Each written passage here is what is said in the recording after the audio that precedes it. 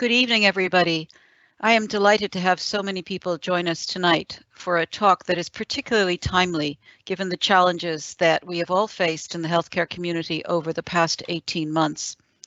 As we know, clinical settings are fast-paced, dynamic, and demanding, and they can also be time-pressured and emotionally intense. The realities of clinical settings can put us all at a risk of burnout. When the organizing committee met to discuss this series, burnout was identified as a key area for discussion, and a subgroup including Dr. Alexa Gale from the class of 2009 and Professor Noel Williams from the class of 1981, who graduated alongside me and my husband Nid Afdhal, were tasked with looking into this further. The subgroup felt it was vital to address this topic sensitively and to avoid a tick-the-box approach. We were also conscious of the expertise that was available to us through the RCSI's Center for Positive Psychology and Health, which has recently led a hugely successful Science of Health and Happiness course. So I'm delighted to say that both Professor Ciaran O'Boyle and Dr. Padraic Dunne from the Center of Positive Psychology and Health were hugely receptive and have come on board to deliver tonight's talk, which is entitled Moving from Burnout to Flourishing in Clinical Settings. Furthermore, both Ciaran and Padraic have committed to preparing 8 shorter workshops, which will run every second week for the next couple of months. These workshops will focus on the practical implementation of theory in your day-to-day lives as clinicians and physicians. By way of further introduction, Professor Ciaran O'Boyle is the Professor of Psychology at RCSI and is the founding director of the RCSI Center for Positive Psychology and Health. He established the first department of psychology in an Irish medical school in 1985 and was its chairman until 2005. He is also the founding director of the RCSI Institute of Leadership, which he managed from 2005 to 2019. Dr. Padraic Dunne is an immunologist and practicing psychotherapist and a meditation teacher based at the New Center for Positive Psychology and Health. And as an RCSI lecturer, Dr. Dunne is interested in the development of health and well-being programs for postgraduate healthcare professionals, corporate workforces, and as well as for patients suffering from chronic disease and the general public. So we're truly honored to have them both here this evening to speak to us, and I will now pass the podium over to Professor Ciaran O'Boyle. Thank you so much. Well, thank you very much, Claire, and good afternoon for some of you, good evening for us, everybody. It's fantastic for Padraic and myself to be here with the Alumni Association. So we've entitled this session Moving from Burnout to Flourishing in Clinical Settings, and we're going to do it as a two-hander. I'll spend about 20 minutes talking about some of the background to burnout and then a little bit about positive psychology, and then Padraic is going to focus on the psychobiological mechanisms, and we'll say quite a bit about meditation and its role in all of this. So Laura, if we could have the next slide, please. Yeah, so this is what I intend to cover in the first part of the stress and burnout. We'll look at what positive psychology is, and then we want to introduce you to this really important concept called mindsets. And we'll be basing a lot of what we have to say are practical suggestions on this construct of mindsets. Next one, please. So it's been a rough time, and it's been a very rough time for you on the front line, and we'd like to offer solidarity with you from our CSI.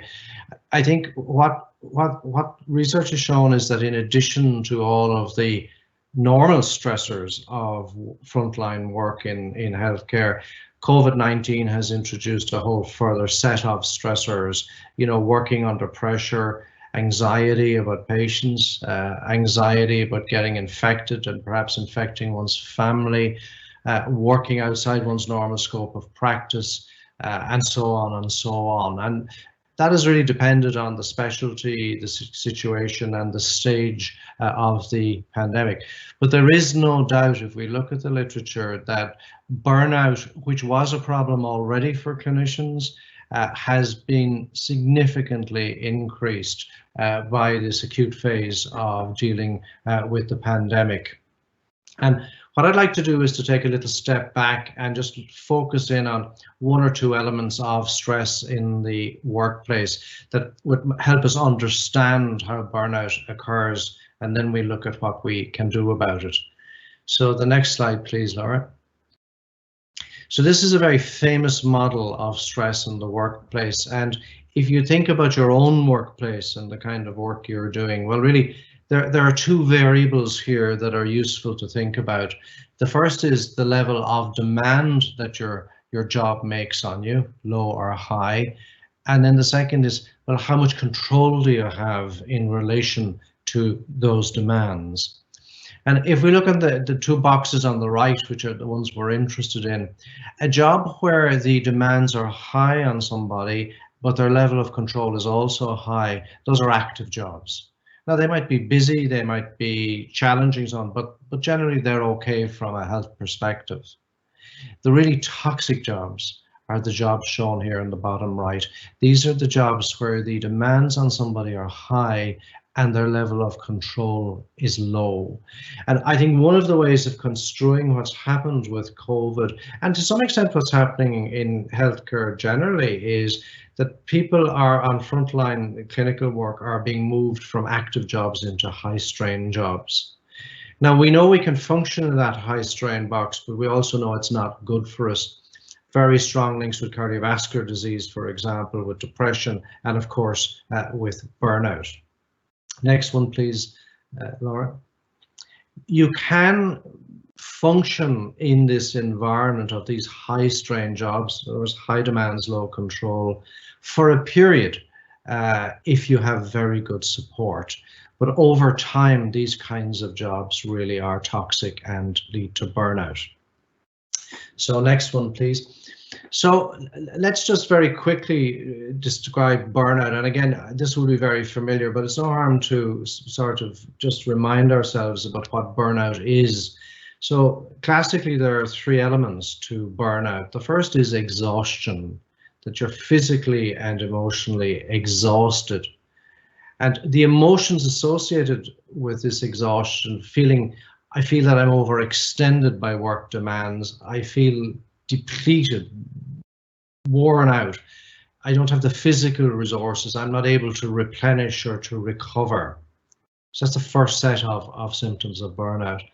The second is to do with our interpersonal relationships, that we become more cynical and we can often become a bit more negative, more callous, and particularly more detached from others. We lose our idealism, a kind of a dehumanization in the way we engage with others.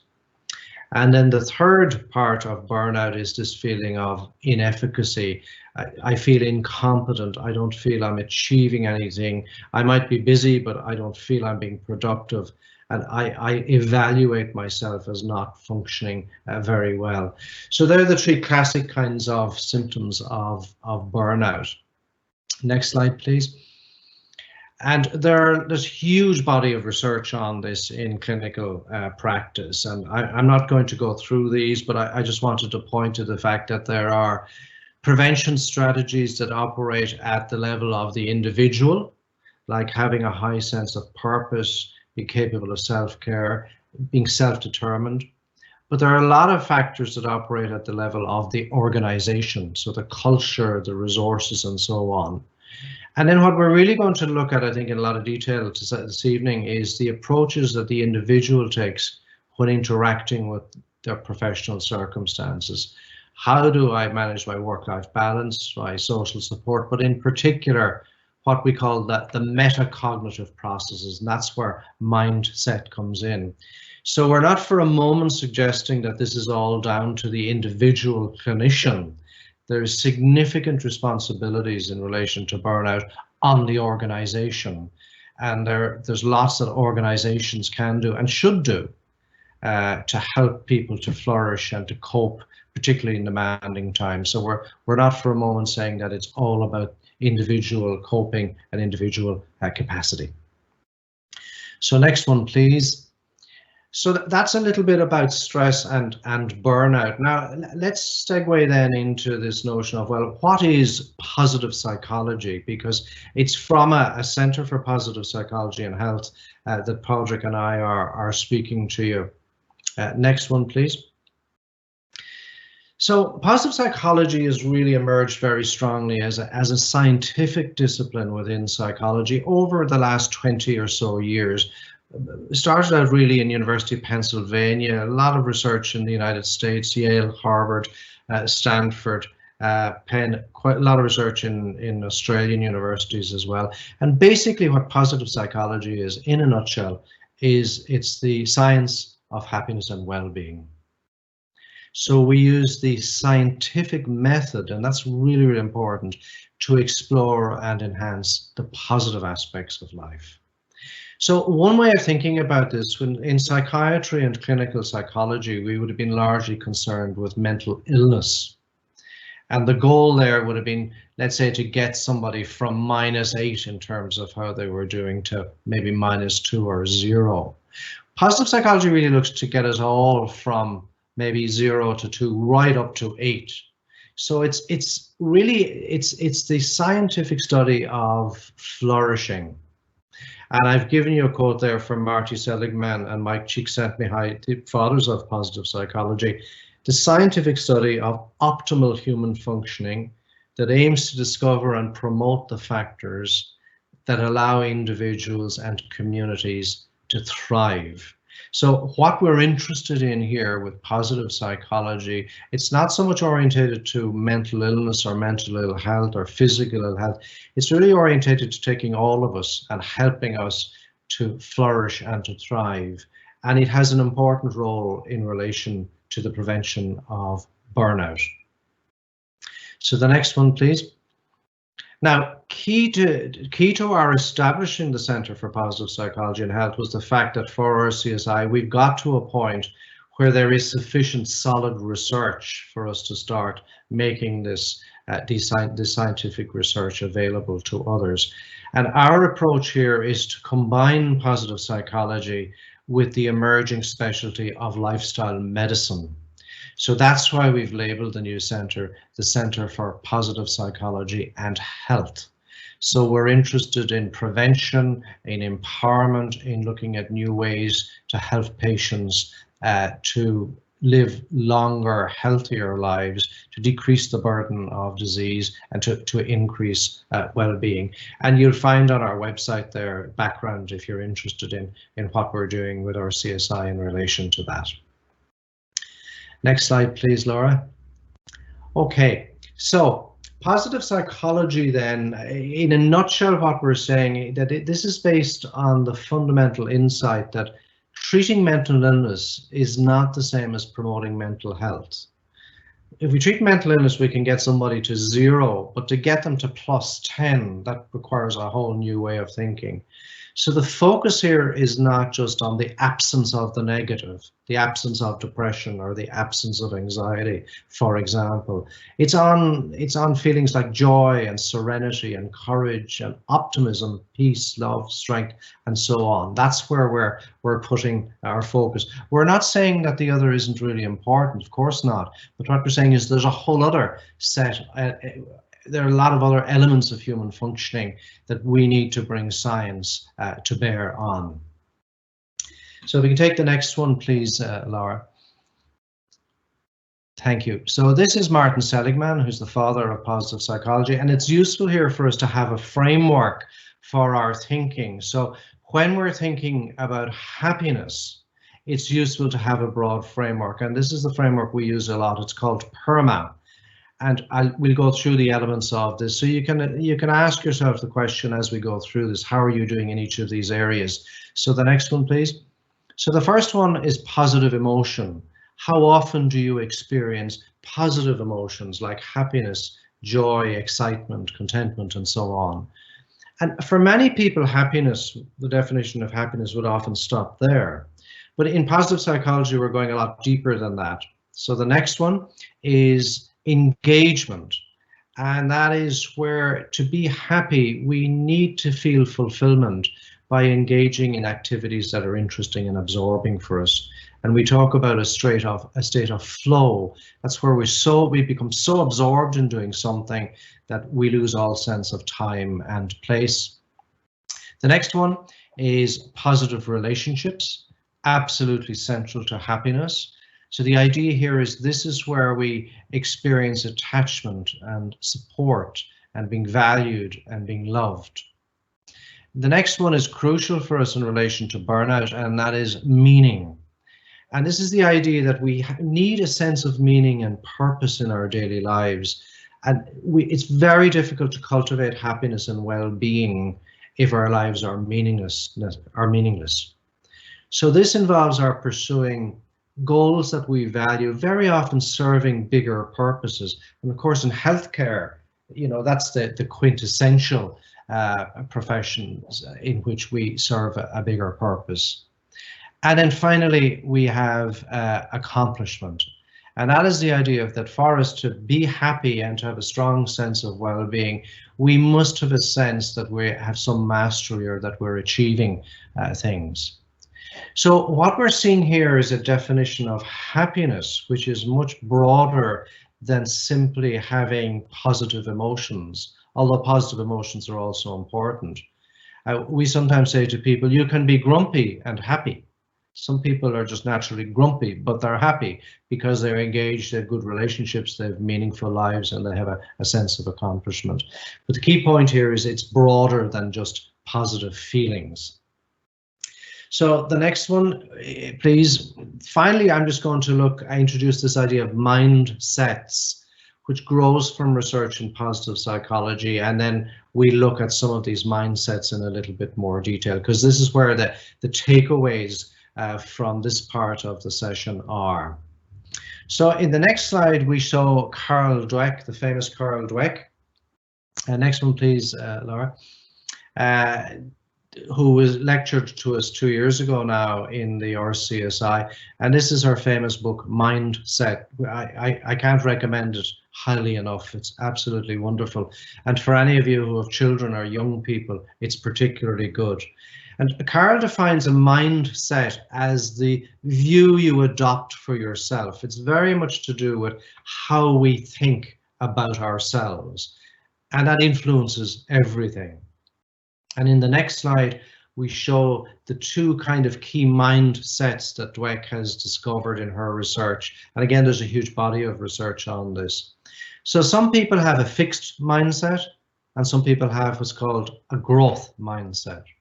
So if I have a fixed mindset, I believe my intelligence to be static. I can't increase it. I feel the need to look smart.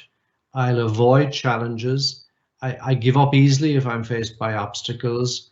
I really don't think I should have to make an effort because my talent should get me through. I don't like criticism. If others are successful, I feel threatened.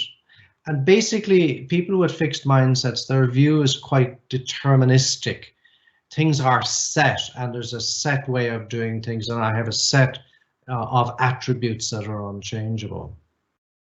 Now, a growth mindset, by contrast, if I have a growth mindset, I believe that my intelligence can be developed, and there's evidence that it can. My desire is to learn, not just to look smart, but to learn. I embrace challenge, and I persist in the face of obstacles. And I see effort as the path to mastery, to success, effort combined with my talents. I find inspiration in the success of others, and I seek to achieve more and more. So in other words, I have a greater sense of free will. And here's the real beauty of this. Dweck has shown, as have many others, that we can shift from a fixed to a growth mindset. And very importantly, we can help children from as early as 4 or 5 years of age to develop a growth mindset. And there's a whole very interesting developments in education doing just that. So the next one then looks at briefly, well, how do you develop a growth mindset if that's not where you are? And most of the people on this call, I think, probably have developed a growth mindset. But the key ideas are that we learn to embrace challenges, we persist in the face of setbacks, and we understand that the effort is part of the journey. we make ourselves open to learning from criticism. We find inspiration in the resilience of others. And particularly important here in the context of burnout, if you can tap into your calling, your vocation, the reasons you did medicine or nursing or whatever it is, that acts as an antidote to burnout. And that's part of mindset change. The next slide is one of my favorite quotations from one of my favorite philosophers. I've become very interested in the Stoics. And this is the great Stoic philosopher Epictetus, who was a slave until he was the age of 30. And he said this, and I think so much about mindset follows from this. He said, the chief task in life is simply this: to identify and separate matters so that I can say clearly to myself which are externals not under my control and which have to do with the choices I actually control. Where then do I look for good and evil? Not to the uncontrollable externals, but within myself to the choices that are my own. Now that was written 2000 years ago, and that essentially is talking about mindsets. We have the capacity to change the way we think about ourselves and the way we think about obstacles. Okay, the second mindset that I want to touch on is optimism, and we don't have time to go into this in detail, but Padraic and I will be doing a series of short webinars over the next few weeks, and I will come back to optimism. We know basically that optimism is extremely important. We know that we are able to change from pessimism to optimism. Now, I apologize, there's a bit of formatting issues on this slide, but in a nutshell, one of the best ways of changing from a pessimistic to an optimistic mindset is to tune into your most catastrophic thoughts and then think about them as if they were being said to you by somebody whose goal in life was to make you miserable. And then argue back and dispute as you would with another person rationally. So what you're doing is you're rationally disputing with yourself. This comes from cognitive behavior therapy, and it's a training method that when we slip into a pessimistic mindset to actually shift to a more optimistic mindset. Some lovely research coming out showing links between cultivating optimism and decreased mortality from all causes, but particularly from cardiovascular diseases. The next one, please. This is the third mindset, and again, we will come back on this in more detail. This is a wonderful site called the VIA Institute of Character, where they have identified 24 key strengths that we all have. If we go to the next one, these are the kinds of strengths: creativity, curiosity, judgment, kindness, fairness. Raft of research on this. If you log on to the VIA website, you can do a detailed questionnaire which will give you a rank order of your top 24 strengths. And when you have that information, next slide please, what you do is you identify your top 5. And we have a lot of good research to show that if you use them in relationships, in work and leisure, your top strengths, choose work that allows you to use your strengths, or recraft your work if possible, make room for others to use their strengths. Doing that has incredibly positive effects on well-being. So you can see the positive dimension here. We're no longer looking at stress in terms of coping with the obstacles and the immediate negative aspects of stress. We're saying one of the ways of dealing with stress and burnout is to start to focus on your strengths. Identify your strengths, become more aware of them, and use them more frequently. And as I say, there's a great deal of very good research to show that that intervention is extremely effective. My last 2 slides are really just quotes before I hand over to Padraic. This is my favorite quote, again from Marcus Aurelius, the emperor, from his wonderful book Meditations, about obstacles, because burnout, we're in a COVID time, which presents us with a great many obstacles. And this is a wonderful quote from Marcus Aurelius, I think. He said, "The mind adapts and converts to its own purposes the obstacle to our acting. The impediment to our action advances action. What stands in the way becomes the way. So it's a wonderful Stoic philosophy that the obstacles we encounter are our way forward. The obstacle itself becomes the way. And my final quote is from the novelist Arundhati Roy. If we could have the next one here. Thank you, Laura. And this is a really interesting idea, I think, about where we are in this pandemic. She said recently at Davos, she said, historically, pandemics have forced humans to break with the past and imagine their world anew. This one is no different. It is a portal, a gateway between one world and the next. I think that's true for mankind, but I also think it's true for each of us as individuals. It's giving us an opportunity to reassess the meaning that we put on various aspects of our lives, and maybe to make different kinds of decisions, or it reinforces decisions we have already made. And with that, it gives me great pleasure to hand over to my colleague, Padraic Dunne. Thank you very much.